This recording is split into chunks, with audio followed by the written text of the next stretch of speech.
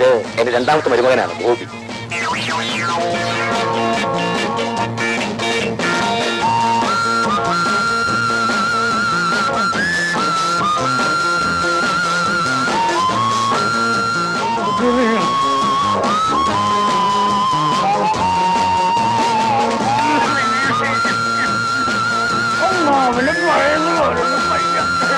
ഗോപി, പാർട്ടിക്കൊക്കെ വരുമ്പോ സൂട്ട് ഇടണമെന്ന് അറിയില്ലേ?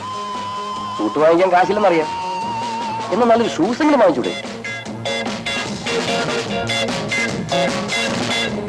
സാരമില്ല, നീ വിഷമിക്കണ്ട. എന്റെ വാർഡ്രോബിൽ പഴയ ധാരാളം സൂട്ടുകളുണ്ട്, ഷൂസുകളുമുണ്ട്. പോയിട്ടുള്ള വരും. നീ പാവപ്പെട്ടവനാണെന്ന് ഞങ്ങൾക്കല്ലേ അറിയൂ. സ്വാമിനാഥന്റെ മൂത്ത മരുമകൻ സ്മാർട്ടാണെന്നും ഇളയ മരുമകൻ നീ കൺട്രിയാണെന്നും ഹൈ സൊസൈറ്റികൾ ചിന്തിക്കില്ലേ? എടാ ദാമോദര, സാറിനെ എന്റെ വാർഡ്രോബ് കാണിച്ചു കൊടുക്ക. Hello,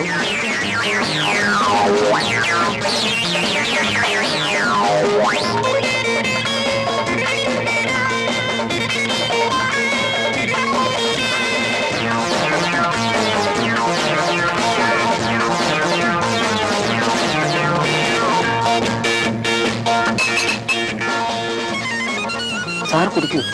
high സൊസൈറ്റിക്കാരനാണ്.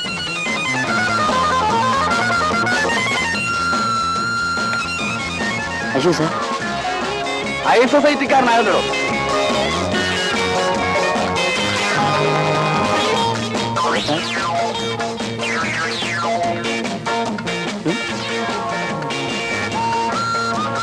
ഗോപി കുടിക്കുന്നോ? ഹൈ സൊസൈറ്റിക്കാരനാകാൻ അധികം കുടിക്കണ്ട, പരിചയമില്ലാത്തല്ലേ.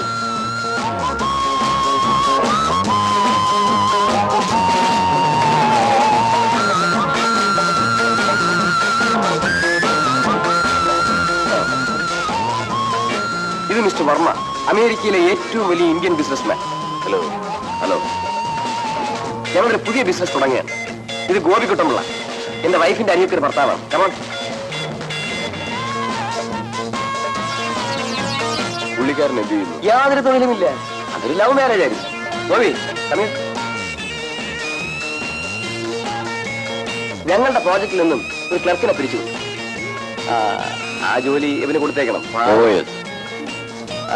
അപ്പൊ ഗോപി, നാളെ വർമ്മയെ കണ്ടതിന് ശേഷം ജോയിൻ ചെയ്തു. 300 രൂപ ശമ്പളം കിട്ടും. ഇടയ്ക്കിടയ്ക്ക് ഇൻസെന്റീവും ബോണസും ഉണ്ട്. ജീവിച്ചു പോകാം. ഇഷ്ടമോ?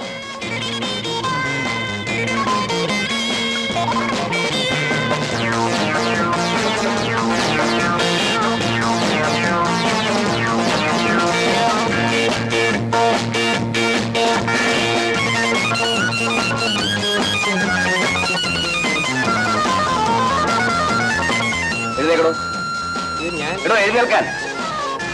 ഹൈ സൊസൈറ്റിക്കാരുടെ ഒരു പാർട്ടിയാണ്. തന്നെയാരാ വിളിച്ചത്? മുഖലക്ഷണം കണ്ടിട്ട് ഒരു ചളുത്ത് യോഗം ഉണ്ടല്ലോ. തടി ഉടനെ കേടാവുന്ന ലക്ഷണമാണല്ലോ.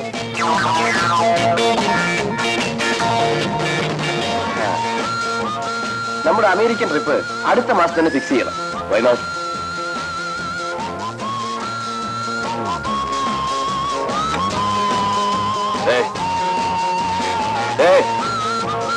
പോയി സാറിന് സൂട്ട് എടുത്തുണ്ടോ? പറഞ്ഞ കേട്ടില്ലേ? സാറിന് സൂട്ട് എടുത്തുണ്ട് വരാൻ. എഴുന്നേക്കടാ, എഴുന്നേക്കാൻ. എഴുന്നേക്കാനാ പറഞ്ഞത്.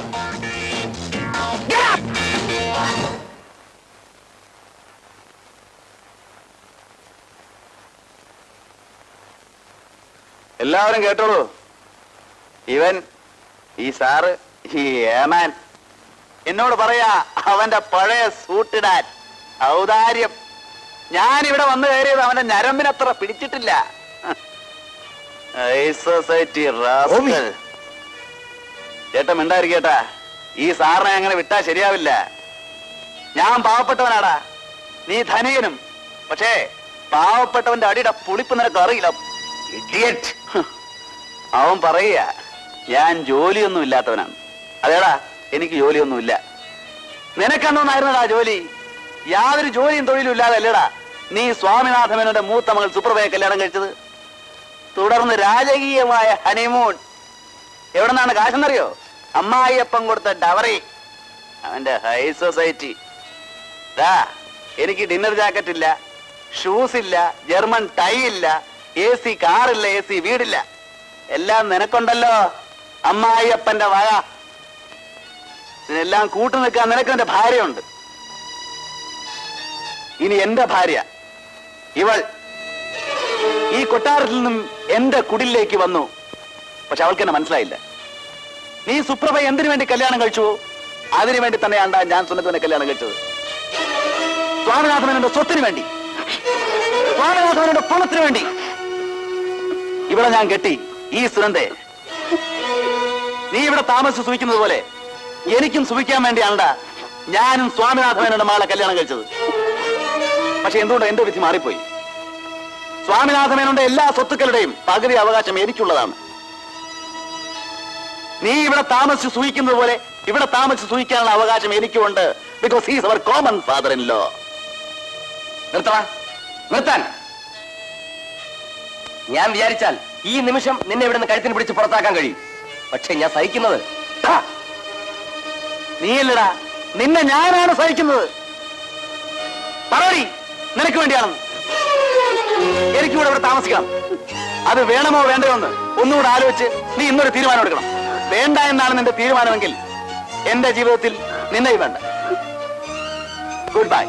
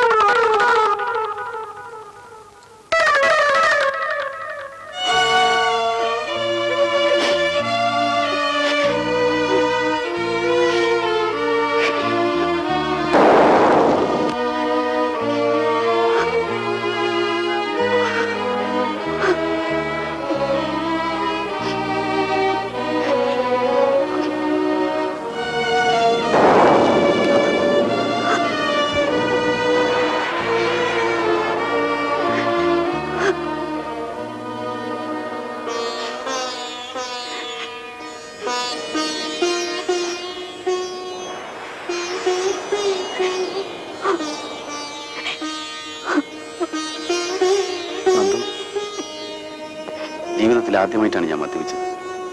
മദ്യത്തിന്റെ ലഹരിയിൽ. ഇപ്പോൾ നിങ്ങൾ മദ്യത്തിന്റെ ലഹരിയിലല്ലോ.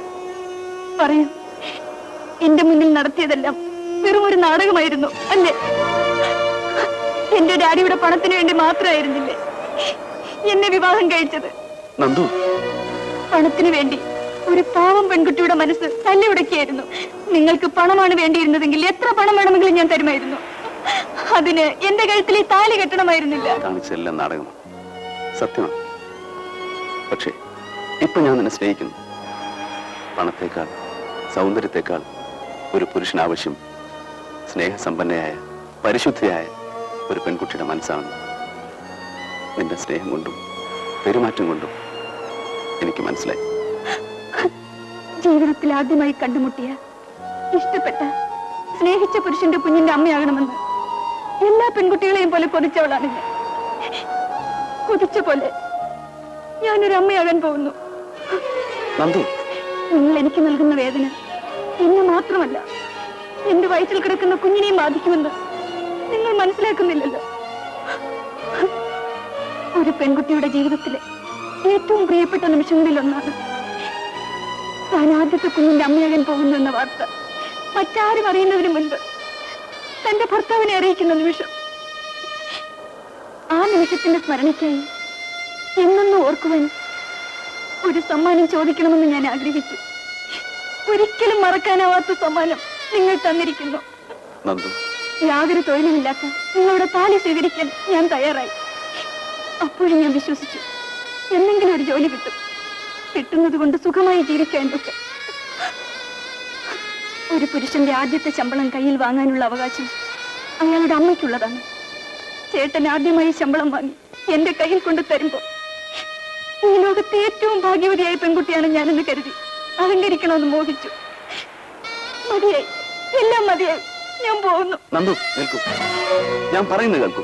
നിങ്ങളല്ലേ പറഞ്ഞത് ഞാൻ തീരുമാനം എടുക്കണമെന്ന്? ഞാൻ തീരുമാനം എടുത്തിരിക്കുന്നു. എന്ത് തീരുമാനം? എന്നേക്കുമായി നിങ്ങളിൽ നിന്ന് അകന്നു പോകാൻ. നന്ദു,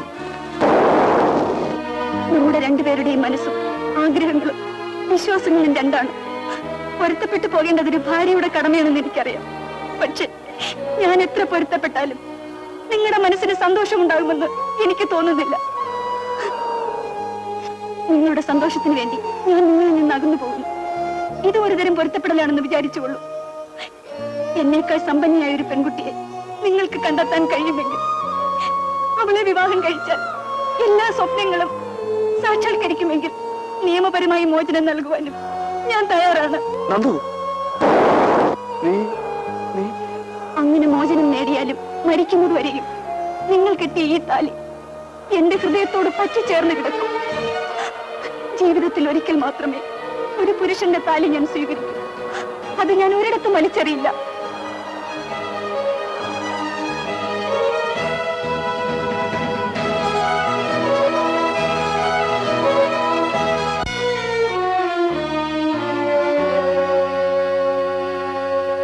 കഴുത്തിന് പിടിച്ച് പുറത്താക്കാൻ അറിയാൻ പാടില്ലാണ്ടല്ല, കൂടപ്പുറപ്പായി പോയില്ലേ. തന്തയും തള്ളയില്ലാതെ ചെറുക്കം ഭാരമായപ്പോ പിടിച്ച് പുറത്താക്കുന്ന നാട്ടുകാർ പറയുമല്ലോ. ഒരു പാവം പെങ്കൊച്ചിന് ജീവിതം നശിപ്പിച്ച് ചെകുത്താൻ അവന് സൂഹിക്കണം പോലും. ജീവിതകാലം മുഴുവൻ ഞാൻ പണിയെടുക്കാം. അട്ട മനുഷ്യന്റെ ചോര വെച്ച് കുടിച്ചാ ജീവിക്കുന്നത്. അവൻ എന്റെ ചോര വെച്ച് കുടിക്കുക. നീ അവൻ എന്റെ പിണ്ടച്ചോറ് വെച്ച് കൊടുക്ക്, തിന്നട്ടെ. ചേട്ടൻ ആദ്യമായി ശമ്പളം വാങ്ങി എന്റെ കയ്യിൽ കൊണ്ടു തരുമ്പോൾ ഈ ലോകത്തെ ഏറ്റവും ഭാഗ്യവതിയായ പെൺകുട്ടിയാണ് ഞാനെന്ന് കരുതി അഹങ്കരിക്കണമെന്ന് ഞാൻ മോഹിച്ചു. മതിയായി, എല്ലാം മതിയായി.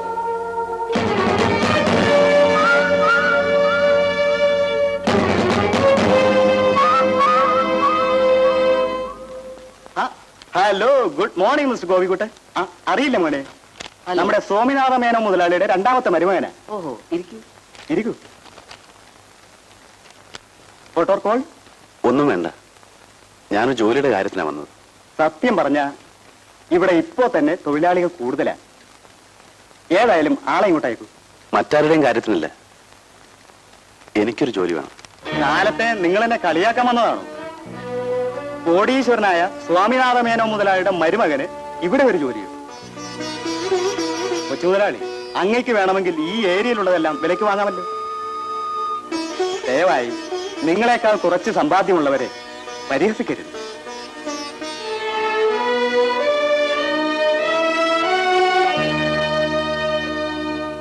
കഴിഞ്ഞതൊക്കെ കഴിഞ്ഞു, അതെല്ലാം മറന്ന് പുതിയൊരു ജീവിതം ഉണ്ടാക്കാൻ ശ്രമിക്കേ. ബുദ്ധിയുള്ളവരൊക്കെ അങ്ങനെ ചെയ്യും. എനിക്കിപ്പോൾ മനസമാധാനമാണ് ആവശ്യം. കുറെ നാൾ ഞാൻ ഇങ്ങനെ ഇവിടെ കഴിഞ്ഞോട്ടെ.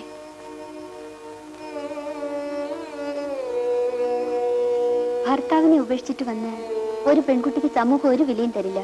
അതുകൊണ്ട് നീ ഒരു കുടുംബം ഉണ്ടാക്കണം.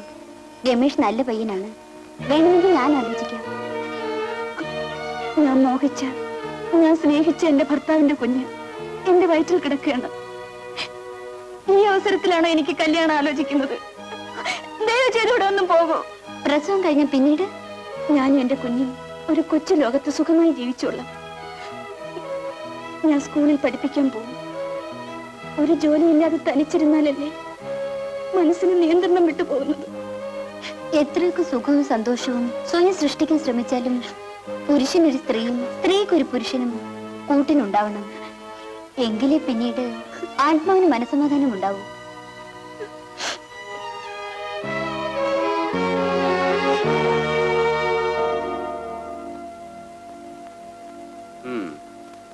സമ്മതിച്ചോ?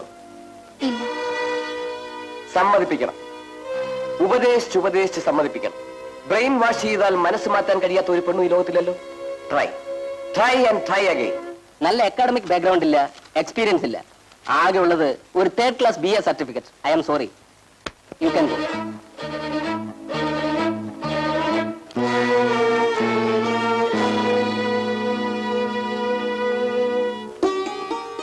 പണ്ടൊരു സാധാരണക്കാരനായിരുന്നപ്പോ എനിക്ക് 1 അല്ല 10 ജോലി കിട്ടുമായിരുന്നു. അന്ന് മടി, എല്ലാത്തിനും മടി. സ്വപ്നം കണ്ട് സമയം കളയുന്നതിലായിരുന്നു എനിക്ക് താല്പര്യം. എന്നെ വിവാഹം കഴിക്കുമ്പോൾ തോമാച്ചന് വെറും 250 രൂപ ശമ്പളം കിട്ടുന്ന ഒരു ജോലി മാത്രമാണ് ഉണ്ടായിരുന്നത്. ഞാൻ കൂടി അദ്ദേഹത്തിന്റെ ജീവിതത്തിൽ ചെന്നപ്പോൾ ഒരാഴ്ചത്തെ ചെലവിന് പോലും തികയില്ലായിരുന്നു. അങ്ങനെ വന്നപ്പോൾ അച്ഛൻ എന്തെല്ലാം ജോലികൾ ചെയ്തു, എന്തെല്ലാം വേഷങ്ങൾ കെട്ടി. അപ്പോഴെല്ലാം എനിക്ക് എന്റെ ഭർത്താവിനെ കുറിച്ച് അഭിമാനം തോന്നിയിട്ടുണ്ട്. ജോലി ചെയ്യാൻ എനിക്കും ആഗ്രഹമുണ്ട് തോമസേ. പക്ഷേ ഞാനിന്ന് കോടീശ്വരന്റെ വരുമാനല്ലേ. ജോലി ചോദിച്ചു ചെല്ലുമ്പോ അവമാനിക്കരുതെന്നാ അവര് പറയുന്നത്. പ്രയത്നിച്ചാൽ ഒരു പുരുഷന് നേടാൻ കഴിയാത്തതൊന്നും ഈ ലോകത്തില്ല. പുരുഷന് മാത്രമല്ല, സ്ത്രീക്കും. ഇവളെ ഞാൻ വിവാഹം കഴിച്ച് 2 കൊല്ലം കഴിഞ്ഞാണ് ഇവൾ പഠിക്കാൻ തുടങ്ങിയത്. പാസ്സാവുകയും സ്വന്തമായി ഒരു ജോലി സമ്പാദിക്കുകയും ചെയ്തു. പിന്നെ താറാവ് വളർത്തൽ, അല്പം സ്വല്പം പലിശയ്ക്ക് കൊടുക്കൽ, അടുക്കള കൃഷി എന്ന് വേണ്ട ജീവിക്കാനുള്ള എല്ലാ വിദ്യകളും അവൾക്കറിയാം. എന്തിന് പിശുക്ക് ഇത്രയൊക്കെ ഉണ്ടാക്കിയില്ലേ? പിന്നെ ഇതൊരു ക്ലിക്കാണ് കേട്ടോ. എന്നെങ്കിലും നമ്മൾ തഴഞ്ഞാലേ സ്വന്തം കാലിൽ നിൽക്കാനുള്ള ഒരു മുൻകരുതൽ. ആരും ആർക്കും ഭാരമായി ജീവിക്കരുത്. സ്വന്തം കാലിൽ നിൽക്കാൻ നോക്കണം.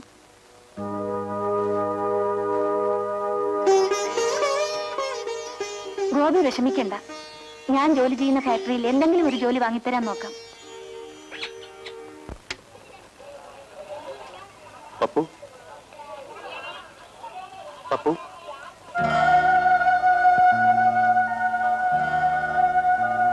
ചിറ്റപ്പനെ നീ കണ്ടിട്ട് 1 മാസം കഴിഞ്ഞില്ലേ? എന്നിട്ട് നീ ചിറ്റപ്പനോടൊന്നും സംസാരിക്കാത്തത് എന്താ? പപ്പു, ചേട്ടനും ചേട്ടത്തിയൊക്കെ എങ്ങനെ ഇരിക്കുന്നു? സുഖമായിരിക്കുന്നു. വാ, നമുക്ക് ഐസ്ക്രീം കഴിക്കാൻ പോവാം. എന്റെ കാശില്ല. എന്റെ കയ്യിലുണ്ട്. ചിറ്റമ്മ കൂടെ ഇല്ലല്ലോ, പിന്നെ എവിടുന്ന ചിറ്റപ്പന്റെ കാശ്? എനിക്ക് ശമ്പളം കിട്ടിയതാ. എനിക്കിപ്പോ ഒരു ജോലിയുണ്ട്, BT ഡൈ ഫാക്ടറിയില്. നോക്കൂ, എനിക്ക് ശമ്പളം കിട്ടിയ ഉടനെ നിനക്കും ചേട്ടനും ചേട്ടത്തിക്കും ഒക്കെ ഡ്രസ് വാങ്ങിച്ചു. ചിറ്റപ്പനല്ലേ ജോലി ചെയ്യുന്നത്? എന്നോട് ഈ നുണയൊന്നും പറയണ്ട. തുണി വാങ്ങിയതായിരിക്കില്ല, എവിടെ നിന്നും മോഷിച്ചായിരിക്കും.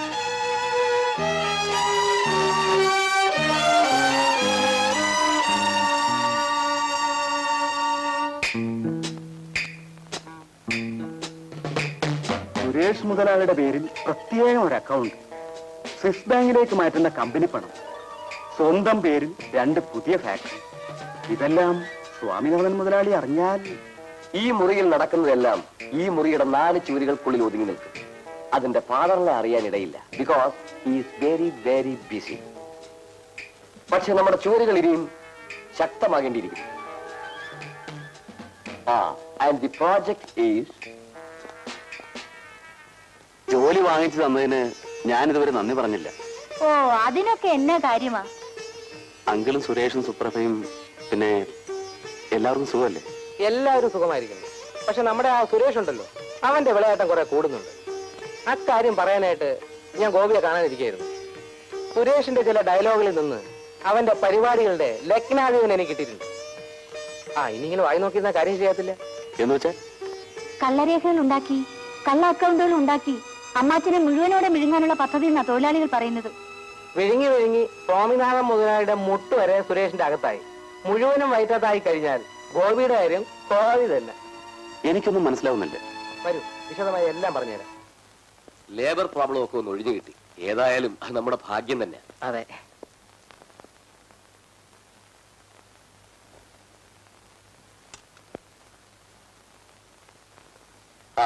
സംഭവിക്കോ?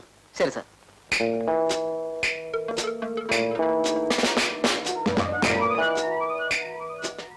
നീ എന്റെ ഫാക്ടറിയിൽ ക്ലർക്ക് പണിയെടുക്കില്ല, അന്യന്റെ ഫാക്ടറിയിൽ കൂലിപ്പണിയെടുക്കും അല്ലേ? എത്ര ശമ്പളം കിട്ടുന്നുണ്ട്?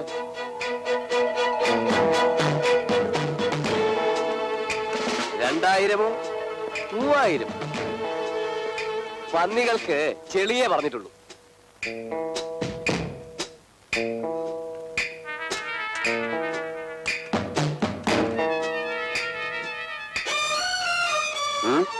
എവിടെ പോകുന്നു?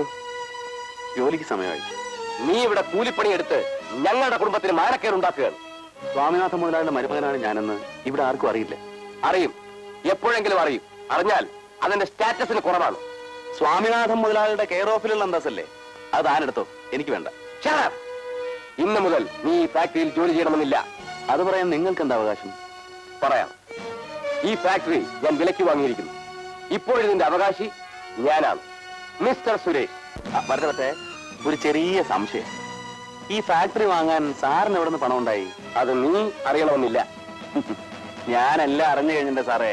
പക്ഷേ നീ ഇനി അറിയാൻ കിടക്കുന്നതേ ഉള്ളൂ. കഴിഞ്ഞ തവണ നമ്മൾ എസ്റ്റേറ്റിൽ പോയി. ഇത്തവണ നമുക്ക് എവിടെ പോണം? Nehru park, doll museum, refinery, Bolgatty palace, naval base. പറയൂ, എവിടെ പോണം? വീട്ടി ഡൈ ഫാക്ടറിയില്. എവിടെ? ചിറ്റമ്മ, സോറി ടീച്ചർ, വീട്ടി ഡൈ ഫാക്ടറിയില്. ശരി, നമുക്ക് അവിടെ പോവാം.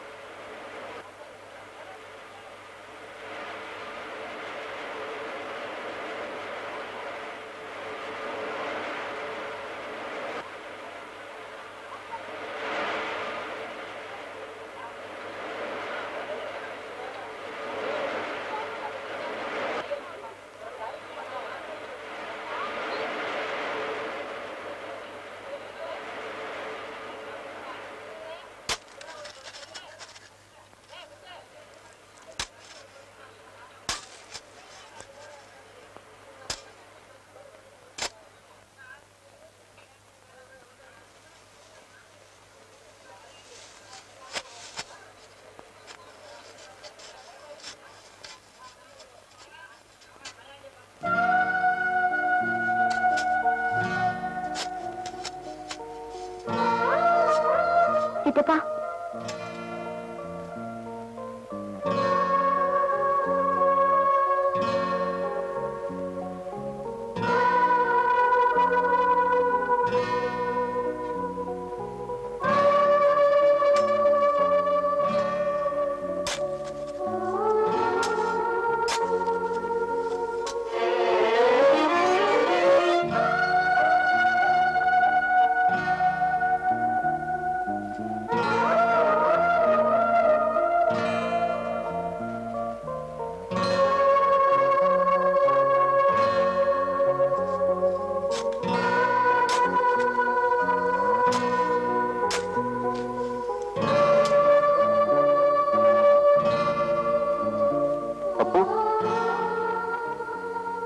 മോനെ, നീ എന്താ ഒന്നും മിണ്ടാത്തത്?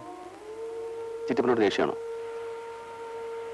അന്ന് ചിറ്റപ്പന് ജോലി കിട്ടിയെന്ന് പറഞ്ഞപ്പോ ഞാൻ വിശ്വസിച്ചില്ല. ചിറ്റപ്പൻ എന്നോട് ക്ഷമിക്കും. സാരമില്ല, മോൻ കരയാതെ. ദാ, ഇന്നലെ ഞങ്ങളുടെ ഫാക്ടറിയുടെ ആയിരുന്നു ഏറ്റവും നല്ല തൊഴിലാളിക്കുള്ള സമ്മാനം ചിറ്റപ്പന കിട്ടിയത്. ഈ സമ്മാനം മോൻ വെച്ചോ.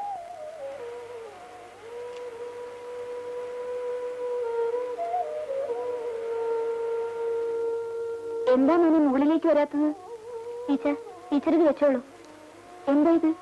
എന്റെ ചിറ്റപ്പന് ഫാക്ടറി ഡേക്ക് 1ാം സമ്മാനം കിട്ടിയതാ.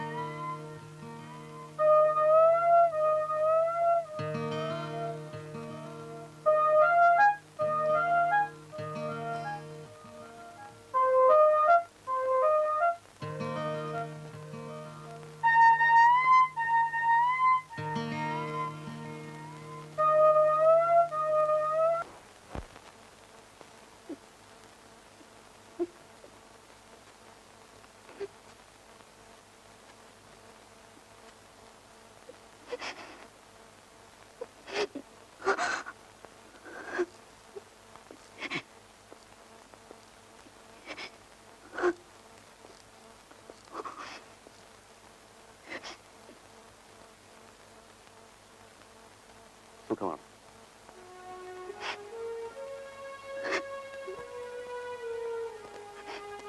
നാല് മാസമായി കണ്ടിട്ട്. അല്ല, 4 മാസവും 27 ദിവസവും.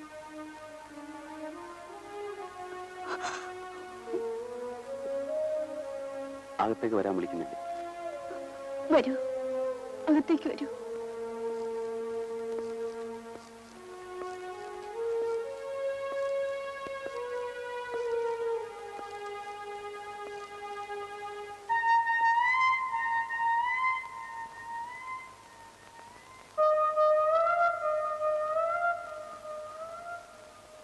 എന്തെങ്കിലും ആവശ്യമുണ്ടെങ്കിൽ വരാൻ ആശാൻ അല്ല നന്ദു പറഞ്ഞിട്ടില്ലേ?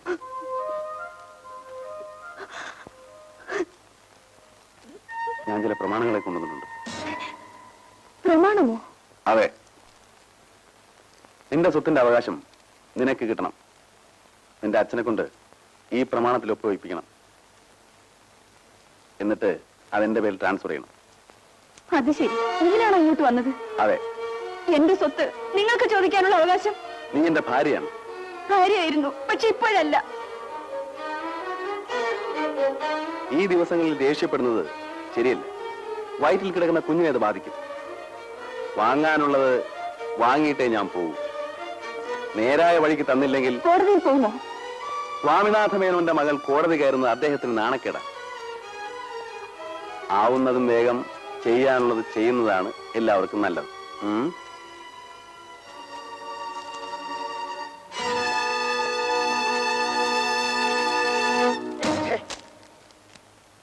സ്വാമിനാഥ മേനോന്റെ മകളാണ് നീ. അവന് നിന്റെ കയ്യിൽ തരാൻ എങ്ങനെ ധൈര്യം വന്നു? എന്റെ മോൾ അവനെ കഴുത്തിന് പിടിച്ച് പുറത്താക്കണമായിരുന്നു. നല്ലവണ്ണം ആലോചിച്ചാണ് ഞാൻ ഈ തീരുമാനം എടുത്തത്. എനിക്ക് അവകാശപ്പെട്ടതല്ലേ അദ്ദേഹം ചോദിക്കുന്നത്. ഡാഡി അത് കൊടുത്തേക്കൂ.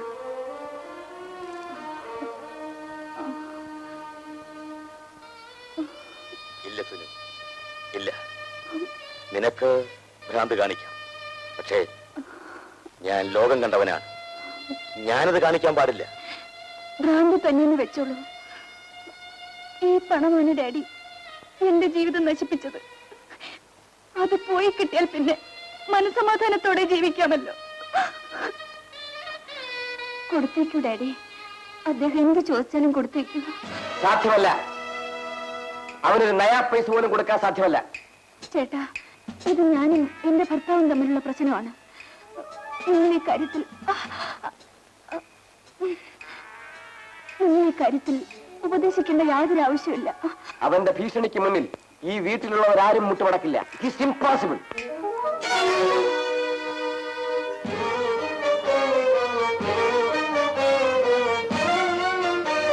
സ്വത്ത് നിങ്ങളുടെയല്ല, എന്റെ ഡാഡിയുടേതാണ്. ഞാൻ പറയുന്നത് നിന്റെ നന്മയ്ക്ക് വേണ്ടിയാണ് നന്ദു. നന്മയ്ക്ക് വേണ്ടി മാത്രം. എന്റെ നന്മയ്ക്ക് വേണ്ടി? അതിനുവേണ്ടിയല്ലേ ഗർഭിണിയായ എന്നെ നിങ്ങളുടെ സഹോദരനെ കൊണ്ട് കല്യാണം കഴിപ്പിക്കാമെന്ന് പറഞ്ഞത്? മറ്റൊരാളോടൊപ്പം ജീവിച്ചവളാണെന്ന് അറിഞ്ഞിട്ടും നിന്നെ സ്വീകരിക്കാൻ തയ്യാറായ എന്റെ അനുജൻ എത്രയോ വലിയവനാണ്. വലിയവൻ പണത്തിനു വേണ്ടി, സ്വത്തിനു വേണ്ടി, സൗന്ദര്യത്തിനു വേണ്ടി, അതൊന്നുമല്ലെങ്കിൽ വെറും വാശിയുടെ പേര്. അങ്ങനെയല്ലാതെ ഏതെങ്കിലും ഒരു പുരുഷൻ മറ്റൊരാൾക്ക് പ്രിയപ്പെട്ട, മറ്റൊരാൾക്ക് അവകാശപ്പെട്ട ഒരു പെൺകുട്ടിയെ വിവാഹം കഴിച്ച ചരിത്രമുണ്ടോ? പറയൂ. ഫിലോസഫിയുമായി എനിക്ക് യാതൊരു പരിചയമില്ല. ഞാൻ പറയുന്നത് നിന്റെ നല്ലതിന് വേണ്ടിയാണ്. കണ്ടും പരിചയപ്പെട്ടും മനസ്സ് പറഞ്ഞും ഞങ്ങൾ അന്യോന്യം സ്നേഹിച്ചവരാണ്. എനിക്ക് താലി സമ്മാനിച്ച പുരുഷനാണ് അദ്ദേഹം. യാതൊരു പരിചയമില്ലാത്ത ഇന്നലെ വന്ന രമേശ് എന്നെ സ്നേഹിക്കുന്നു പോലും. സ്നേഹത്തിന്റെ നിറഭേദങ്ങൾ തിരിച്ചറിയാൻ കഴിയാതെ വെട്ടിത്തങ്ങളുടെ കുടുക്കിൽ വീഴാൻ ഞാനൊരു 10ാം ക്ലാസ്സിലെ പെൺകുട്ടിയല്ല Suresh. I am a post graduate. തെമ്മാടിയുമായി കറങ്ങി നടന്ന് ഒരു തന്തയില്ലാത്ത കുട്ടിയുടെ അമ്മയായേണ്ടത്.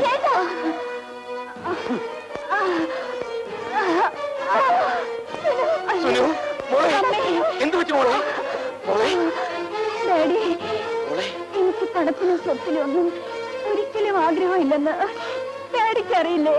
നീ അധികം സംസാരിക്കില്ല, ആശുപത്രി പോകാം. ഡാഡി, ഞാൻ മരിച്ചാൽ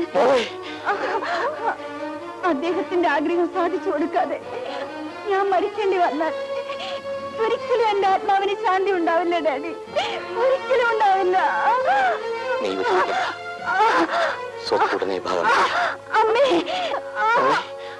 അമ്മേ,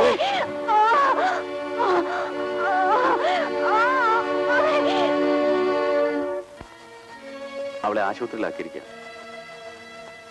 എന്റെ നന്ദുവിന് അമ്മയില്ല, എനിക്കമ്മയില്ല. എല്ലാമായിട്ട് ചേട്ടത്തി മാത്രമേ ഉള്ളൂ. നീ വിഷമിക്കണ്ട. ക്ഷമം. അവന്റെ വിഷമം എന്താണെന്നറിയാവോ? സുനന്ദ വരുത്തി കഴിഞ്ഞാൽ സ്വത്തിന്റെ അവകാശം നഷ്ടപ്പെടുമല്ലോ എന്ന്. ചേട്ടാ, എന്തൊക്കെയാണ് ഈ പറയുന്നത്? കാര്യങ്ങൾ മനസ്സിലാക്കാൻ സംസാരിച്ച് എനിക്ക് ശീലമില്ല. അവളെ ഭീഷണിപ്പെടുത്തി സ്വത്ത് കൈക്കലാക്കാൻ വന്നിരിക്കുകയാണ് ഇവൻ. എല്ലാം ഞാൻ അറിഞ്ഞു. ഗോപി, അവളുടെ ജീവിതത്തെക്കാൾ ഇവന് വലുത് പണവും പ്രതാപവുമാണ്. അത് കൈക്കലാക്കാൻ നമ്മുടെ സഹായം തിരക്കി വന്നിരിക്കാൻ ഇവൻ. അതെ, ശരിയാണ്. പക്ഷെ അതൊന്നും സംസാരിച്ചിരിക്കാൻ ഇപ്പൊ സമയമില്ല. എന്റെ നന്ദു ആശുപത്രിയിലാണ്. ദയവായി നിങ്ങൾ അങ്ങോട്ട് പോകും. ഇത്രയും വഞ്ചനയും ചതിയും ഈ ഓഫീസിൽ നടക്കുമ്പോൾ എല്ലാവർക്കും സുരേഷ് മുതലാളി പണം വാരി വാരി കൊടുക്കുകയില്ലേ കൈക്കൂലിയായിട്ട്. പിന്നെ അങ്ങയുടെ എങ്ങനെ ഈ സാറന്മാർക്ക് നന്ദിയും കടപ്പാടും ഉണ്ടാകും? എല്ലാം കണ്ടിട്ടും കാണാതെ നടന്നത് എന്റെ ജോലി തെറിക്കുമെന്ന് പേടിച്ചിട്ടായിരുന്നു. വർഷങ്ങളായി എന്റെ ചോറ് തിന്നിട്ട് സുരേഷ് നാരായണൻ നീട്ടിയപ്പോൾ നിങ്ങൾ എല്ലാം മറന്നു. എന്റെ വീട്ടിൽ ഞാൻ വളർത്തുന്ന കുറെ പട്ടികളുണ്ട്. നിങ്ങൾ അവരെ കണ്ടു പഠിക്കണം. നന്ദി കെട്ട ശവങ്ങൾ. Connect me manager personnel administration Swaminathan here. Black ലിസ്റ്റിലുള്ള എല്ലാ ഓഫീസേഴ്സിനും ഡിസ്മിസൽ ഓർഡർ ഇഷ്യൂ ചെയ്തേക്കും with immediate effect. Good evening sir. Good evening. അവകാശം വാങ്ങിക്കാൻ വന്നിരിക്കുന്നു അല്ലേ? പക്ഷേ ഇപ്പോൾ ഈ ഫാക്ടറിയുടെ അവകാശി ഞാനാണ്.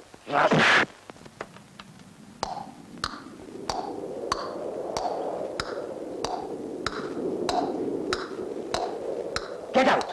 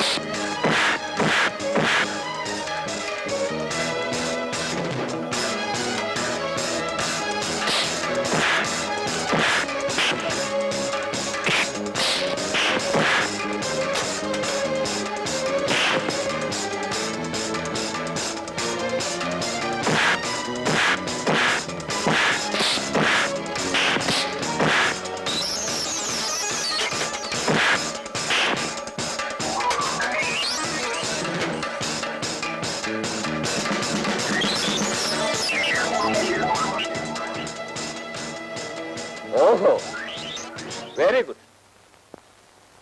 അമ്മയില്ലാതെ വളർന്ന രണ്ട് പെൺകുട്ടികൾ. പുതിയ ബന്ധങ്ങൾ ഉണ്ടാകുന്നതുവരെ അവർ എന്നോടൊപ്പം സന്തോഷമായി ജീവിച്ചു. അവരെ സംരക്ഷിക്കാൻ ഭർത്താക്കന്മാർ വന്നിരിക്കുന്നു. പണക്കൊതിയന്മാരായി നിങ്ങൾക്ക് ഒരു അച്ഛന്റെ ഹൃദയം മനസ്സിലാവില്ല.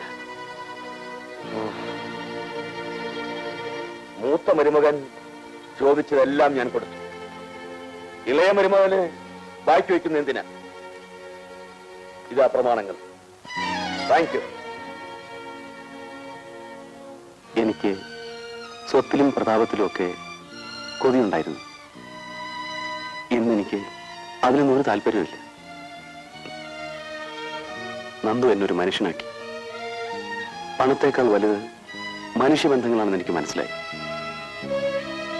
ഞാൻ അങ്ങയുടെ മനസ്സ് ഏതെങ്കിലും തരത്തിൽ വേദനിപ്പിച്ചിട്ടുണ്ടെങ്കിൽ എന്നോട് ക്ഷമിക്കണം. ഞാനിതൊക്കെ ചെയ്തത് സുരേഷിൽ നിന്ന് അങ്ങയെ രക്ഷിക്കാൻ വേണ്ടി മാത്രമായിരുന്നു. എനിക്ക് യാതൊന്നും വേണ്ട, അവിടുത്തെ അനുഗ്രഹം മാത്രം മതി.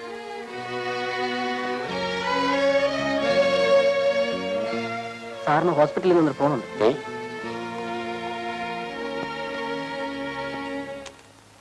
Yes, Swaminathan here. I am Dr. Tapanu Krishnakumar here. സുനന്ദിന്റെ കണ്ടീഷൻ അല്പം. ഞാനിതാ വരുന്നു.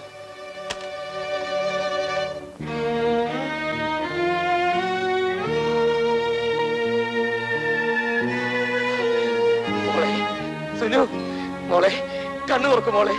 ഡാഡിയാണ് വിളിക്കുന്നത്. മോളെ ഡാഡി ഒന്ന് നോക്കൂ മോളെ. എന്നെ ഒന്ന് നോക്കൂ മോളെ. മോളെ നീ ആഗ്രഹിച്ചതുപോലെ ഞാൻ എല്ലാം ഗോപിക്ക് കൊടുത്തു. മോളെ സുനു, നീ വിചാരിച്ചതുപോലെയല്ല. ഗോപി നല്ലവനാണ് മോളെ. ഗോപി എന്നോടൊപ്പം വന്നിട്ടുണ്ട്. ഗോപി നല്ലവനാണ് മോളെ. മോളെ സുനു, മോളെ ഡാഡിയാണ് വിളിക്കുന്നത്. എന്റെ പൊന്നു മോളല്ലേ. ഡാഡി ഒന്ന് നോക്കൂ മോളെ. മോളെ സുനു, മോളെ ഒന്ന് നോക്കൂ മോളെ.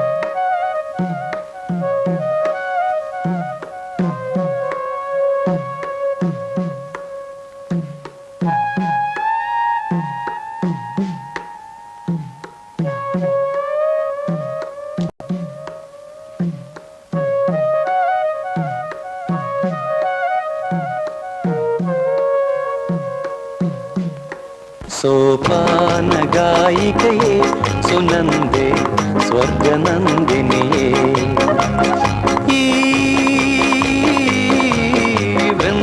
വൃന്ദാവനത്തിലെ കണ്ണനായി ഞാൻ രാധയായി വരുന്നീ സുനന്ദേ സ്വർഗനന്ദിനിയേ സോപാന ഗായികയെ സുനന്ദേ സ്വർഗനന്ദിനിയേ. നമ്മുടെ മോൻ ബ്രിജേഷ് മോൻ